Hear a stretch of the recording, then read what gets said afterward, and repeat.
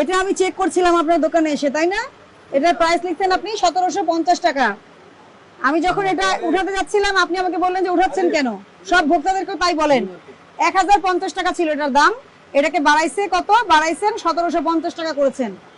এই অভিযোগটা আমি খুঁজতেছিলাম, অভিযোগকারী ভোক্তা ফোনে আমাদেরকে জানিয়েছে যে এই ধরনের প্রবলেম আপনারা করছেন। 700 টাকা বৃদ্ধি করেছে। হ্যাঁ, 1050 টাকা জায়গায় 1750 টাকা স্টিকার। 1050 টাকার উপরে 1750 টাকা কেন লাগিয়েছেন? হ্যাঁ, কেন লাগিয়েছেন ব্যাখ্যা দেন, আসেন। এবং প্রত্যেকটা প্রোডাক্টে এটা করেছেন, কমপ্লেন আছে আপনাদের বিরুদ্ধে। যান সামনে যান। আপনি যে বলছেন যে উঠাচ্ছেন কেন, আমার কথা শুনেন। আপনি যাকেই বলেন না কেন, আপনাকে বুঝতে হবে যে মানুষের তো আগ্রহ থাকবে যে নিচে দেখা যাচ্ছে একটা দাম, কেন তুলবে না? এটা কত লাগাইছেন? এটা লাগাইছে 1850। 1595 টাকা। এমআরপি মানে কি আপনি জানেন না? এটা যে টাকা আপনি বুঝেন না। মেশিনটা কোথায়? গান মেশিনটা, প্রাইস ট্যাগ মেশিনটা কোথায়? বের করেন। আমরা সারা জীবন দেখছি কসমেটিক্স এর দোকানে রোল ইউজ করে, বিদেশি কসমেটিক্স। আপনি তো সবাইকে ছাড়াই গেছেন। মেশিনটা কোথায়? এটাই কমপ্লেইন করছে, এবং যখন ভোক্তা কমপ্লেইন করে ওরা নাকি হাসে। দেখি আরো দেখি, এগুলো দেখেন। এটা এই যে উপরে এগুলো দেখান। 2250, এটা বের করেন তো কত? 1850 এর জায়গায় 2250। 2250 ভিতরে 1850। এই যে 1850, এই যে 2250। এই টাকাটা তুলে দেখি নিচে আরেকটা আছে কিনা।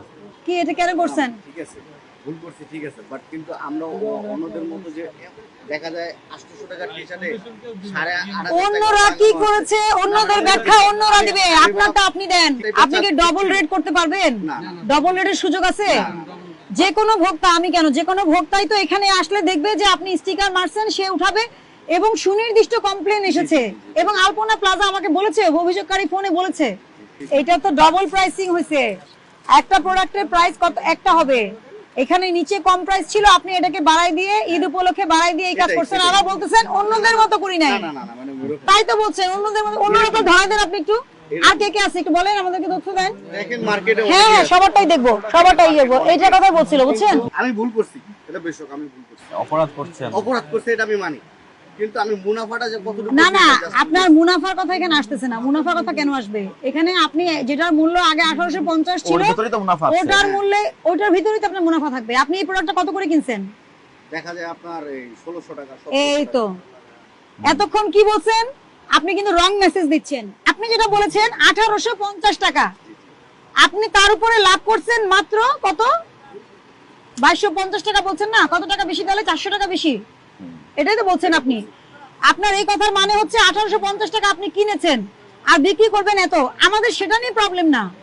আপনি তো 1850 টাকা কেনেননি, এটার প্রাইস লেখা আছে, এটা প্রাইসে লেখা আছে 1850 টাকা। এমআরপি মানে হচ্ছে ম্যাক্সিমাম রিটেল প্রাইস। আপনি এটা এক্সিট করতে পারবেন না।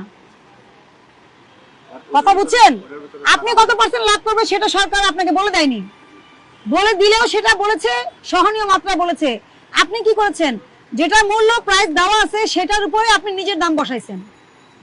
এটা হচ্ছে আপনার ভুল। আপনি মেসেজটা ক্লিয়ার হন, নালে একই ভুল বারবার করবেন।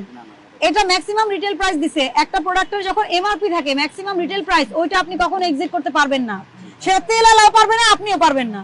ভোক্তা অধিকার সংরক্ষণ আইন 2009 ধারা 40 অনুযায়ী 1 বছরের কারাদণ্ড, 50,000 টাকা অর্থদণ্ড বা উভয় দণ্ড দেওয়া যায়। ভোক্তা অধিকার সংরক্ষণ আইন ধারা 40 অনুযায়ী আপনাকে 10,000 টাকা সতর্কতামূলক জরিমানা করা হলো। আলপনা প্লাজার সম্মানিত দোকান এবং যে সকল ব্যবসা প্রতিষ্ঠান রয়েছে, সকল ব্যবসায়ীর দৃষ্টি আকর্ষণ করছি, জাতীয় ভোক্তা অধিকার সংরক্ষণ অধিদপ্তর কর্তৃক বাজার মনিটরিং কার্যক্রম পরিচালিত হয়েছে। আপনারা কাপড়ের মূল্য চেঞ্জ করে দিয়েছেন, এবং আমরা কিন্তু আপনাদের আলপনা প্লাজার সবচেয়ে সামনের দোকানে এসে এটা পেয়েছি যে কাপড়ের গায়ে আগের মূল্য লেখা ছিল 1850, আপনি এখন লিখেছেন 2250। এবং অভিযোগকারী যখন ফোনে অভিযোগ করেছে, উনি এটাও বলেছে যে উনি যখন আপনাদেরকে এই বিষয়গুলো অবগত করেছে, আপনারা হাসাহাসি করেছেন, তাচ্ছিল্য করেছেন। অতএব আপনাদেরকে বুঝতে হবে বিষয়টা কিন্তু হাসাহাসি বা তাচ্ছিল্যের নয়। আপনি আইন ভঙ্গ করছেন। যেটার বডি প্রাইস লেখা আছে আপনি ওই প্রাইস টেম্পারিং করতে পারবেন না। এটা যেমন তেলের ক্ষেত্রে সত্যি, তেমন মোড়কজাত পণ্যের ক্ষেত্রে সত্যি, খাবারের ক্ষেত্রে সত্যি, এবং কাপড়ের ক্ষেত্রেও একই রকম নিয়ম প্রযোজ্য হবে। আপনাদের সবার প্রতি সম্মান রেখে বলছি, আমরা সবাই সুন্দরভাবে ঈদ করতে চাই, ব্যবসা সুন্দরভাবে করবেন। অবশ্যই ভোক্তা অধিকার আইন সংরক্ষণ করে ভোক্তাদের অধিকার সুরক্ষিত রেখে সুনামের সহিত ব্যবসা করবেন।